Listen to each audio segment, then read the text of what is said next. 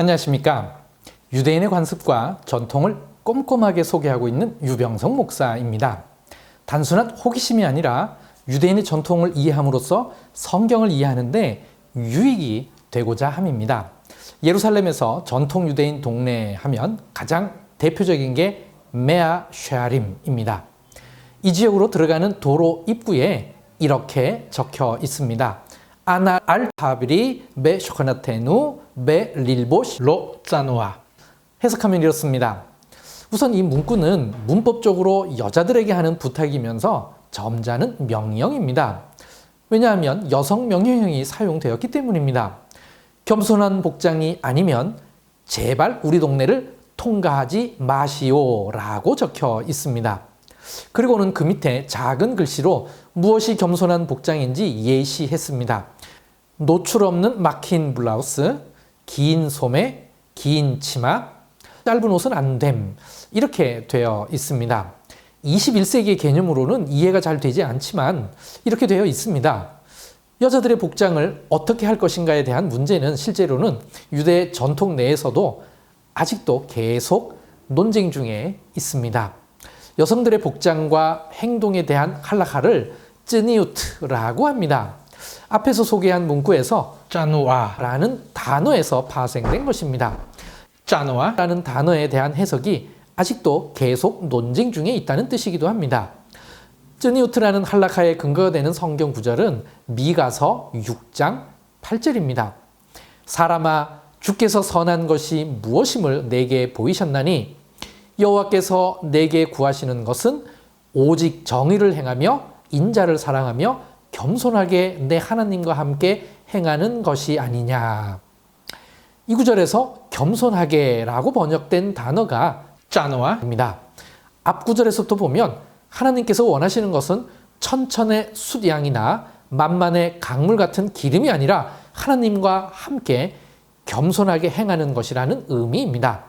그리고 한 구절 더 있습니다. 잠언 11장 2절입니다. 교만이 오면 욕도 오거니와 겸손한 자에게는 지혜가 있느니라. 이 구절에서 겸손한 자에 해당하는 단어의 어근이 짜노아입니다. 겸손하게 행하는 자에게는 하나님께서 지혜를 주신다는 것입니다. 이 구절의 근거에서 유대인 전승과 탈무드 시대의 쯔니우트라는 할라카가 만들어진 것입니다. 남자와 여자 모두 동일하게 겸손하게 행해야 하는데 특별히 복장에 대한 규례로 정착되었습니다. 가장 기본적 원칙은 남녀 모두 자신의 매력을 드러내기 위한 목적의 복장을 해서는 안 된다는 것입니다. 그래서 노출이 없어야 하고 화려하지 않은 무채색의 옷을 입게 된 것입니다. 오늘날에 와서는 쯔니우트는 여자들의 복장과 행동을 규정하는 할라카가 되었습니다. 이번 영상에서는 유대인 성인 여자들이 왜 가발 혹은 스카프를 사용하는지 설명하겠습니다.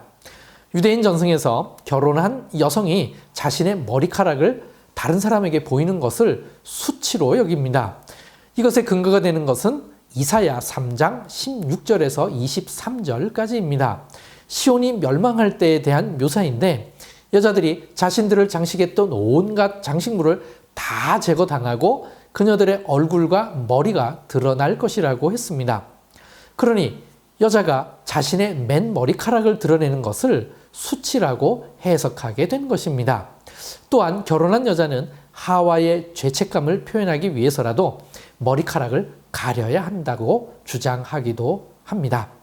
그리고 민수기 5장 18절 9절에서 왜 머리를 가려야 하는지 그 이유를 찾았습니다.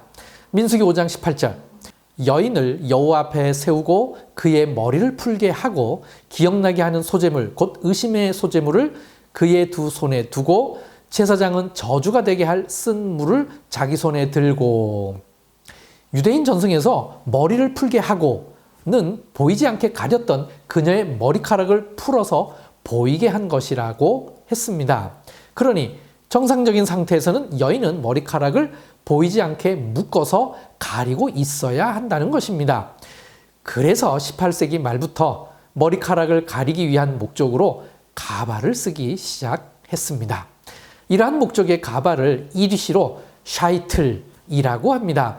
이것 때문에 결혼식과 함께 여자의 머리를 밀어버리는 관습이 생긴 것입니다. 그러면 어떻게든 자신의 머리카락을 다른 사람들에게 보여줄 염려가 없어지게 되기 때문이죠. 그런데 문제는 가발이 고가이므로 준비하는 게 쉽지 않다는 것입니다. 때로는 가발을 쓰면 원래의 머리카락 때보다 더 매력적으로 보이는 경우도 생깁니다. 그래서 일부 랍비들은 샤이틀은 겸손한 목장을 만족시키기에는 부족하다고 하고 이러한 문제를 해결하는 방법으로 스카프를 사용할 것을 권장한 것입니다. 이디시로 티켈이라고 합니다. 성경에 너울을 사용해서 얼굴을 가렸는데 이것이 티켈을 사용하는 근거로 보았습니다. 창세기 24장 65절 리브가가 너울을 가지고 자기의 얼굴을 가리더라.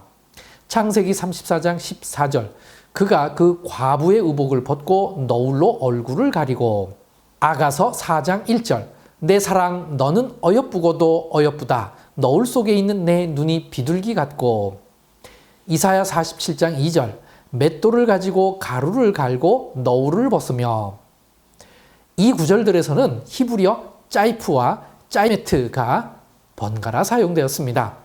현대 히브리어에서 스카프를 짜이프라고 부르게 된 것은 성경에 근거를 둔 것입니다. 사실 모슬렘 여성들이 히잡을 착용하는 것도 이 구절에서 파생된 것입니다. 오늘날에는 엄격한 정통 유대인들 중에는 지금도 샤이틀, 즉 가발을 사용하는 사람들이 여전히 있습니다. 그래서 가발 산업이 많이 발달되어 있습니다.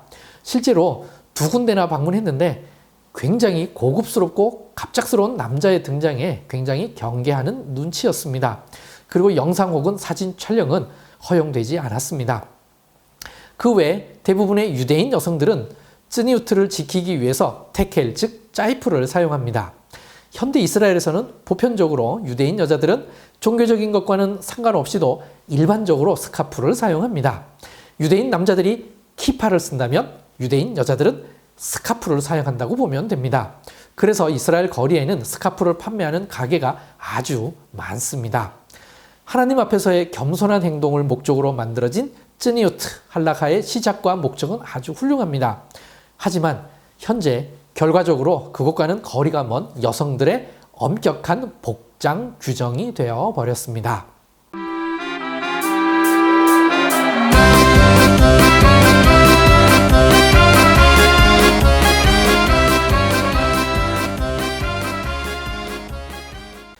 이번 주는 38번째 파르샤타 샤브와 코라흐를 읽습니다. 본문은 민수기 16장 1절부터 18장 32절입니다. 제목 코라흐는 사람 이름입니다. 한국말로는 고라라고 번역되었습니다. 주요 내용은 고라, 다단, 아비람의 반역, 부정한 향료에 대한 심판, 아론의 지팡이의 살구 열매, 제사장과 레위인의 임무, 제사장과 레위인의 기업입니다. 여러분, 이 본문을 읽으면서 왜 고라는 모세와 아론에게 반역을 했을까라고 생각해 보신 적 있으신가요? 특히 설교하시는 목회자분들은 더 궁금한 질문이라 생각합니다. 유대인 전승에 이 질문에 대한 아주 훌륭한 대답이 있어서 소개하고자 합니다. 민수기 16장 2절에서 3절을 읽어보겠습니다. 이스라엘 자손 총회에서 택함을 받은 자, 곧 회중 가운데서 이름 있는 지휘관 250명과 함께 일어나서 모세를 거스르니라. 그들이 모여서 모세와 아론을 거슬러 그들에게 이르되 너희가 분수에 지나도다. 회중이 다 각각 거룩하고 여호와께서 그들 중에 계시거늘 너희가 어찌하여 여호와의 총회 위에 스스로 높이느냐. 이 구절만 보면 마치 모세와 아론이 이스라엘 백성 위에 스스로 교만하게 군림한 것으로 보입니다. 모세는 이 문제를 하나님께 맡깁니다. 하나님께서 직접 누구를 선택했는지를 드러내시게끔 해서 이 문제를 해결했습니다. 그래도 여전히 궁금합니다. 도대체 고라의 진짜 불만은 무엇이었을까요? 미드라시 타누마 코라흐 1장에 이 부분에 대한 설명이 있습니다. 민수기 3장 30절을 근거로 해서 설명했습니다. 우시엘의 아들 엘리사바는 고핫 사람의 종족과 조상의 가문의 지휘관이 될 것이며, 이 구절에서 고핫 자손의 지휘관을 엘리사반이라고 했습니다. 고라는 바로 이 부분에 불만이 있었을 것이라고 해석했습니다. 왜냐하면 고아세계는 아므람, 이스할, 헤브론, 우시엘 이렇게 4명의 아들이 있었고 이들이 각 종족을 이루었습니다. 그중 우시엘은 막내였습니다. 막내의 아들이 고핫 종족 전체의 지휘관이 된 것입니다. 민수기 16장 1절에 보면 고라의 아버지는 이스할입니다. 고핫의 둘째 아들이죠. 이 부분이 고라의 심기를 불편하게 했다고 본 것입니다. 자신보다 서열이 낮은 엘리사반을 지휘관으로 삼은 것이 모세와 아론의 독단이라 생각한 것이죠. 모세와 아론은 고핫의 첫 번째 아들 아므람의 아들입니다. 고라는 고핫의 둘째 아들 이스할의 아들입니다. 그렇다면 큰 집 형인 모세와 아론이 자신을 지휘관으로 선택하지 않고 작은 집의 아들 엘리사반을 선택한 것에 대해 불만을 느끼고 이것 때문에 반역을 한 것이라 보는 것입니다. 그냥 지나치기 쉬운 족보를 통해 고라의 불만을 해석했는데 참고할 만한 좋은 해석이라 생각합니다. 파르샤타 샤부와 고라와 함께 읽을 신약 말씀은 유다서 1장 5절에서 16절입니다. 그중 유다서 1장 11절을 읽겠습니다. 화 있을진저 이 사람들이여 가인의 길에 행하였으며 삭슬 위하여 발람의 어그러진 길로 몰려갔으며 고라의 패역을 따라 멸망을 받았도다. 가인과 발람과 고라를 멸망의 길로 간 대표적인 인물로 묘사했습니다. 유다서 1장 16절에 이들이 어떤 사람들이었는지를 추가로 설명했습니다. 이 사람들은 원망하는 자며 불만을 토하는 자며 그 정욕대로 행하는 자라. 그 입으로 자랑하는 말을 하며 이익을 위하여 아첨하느니라. 우리 주변에는 이런 사람들이 많이 있습니다. 아니 어쩌면 저와 여러분들도 이렇게 행동할 때가 많이 있었을 것입니다. 이러한 행동들은 민수기 6장 8절의 하나님과 함께하는 겸손한 행동과 정반대의 행동입니다. 즉 이것과 반대로 행하는 것이 진정한 의미에서의 쯔니우트를 실천하는 것이라 할 수 있습니다. 이번 한 주간 저와 여러분들의 삶 속에서 진정한 쯔니우트를 실천하기 위해 노력하는 저와 여러분 되시길 바랍니다. 감사합니다.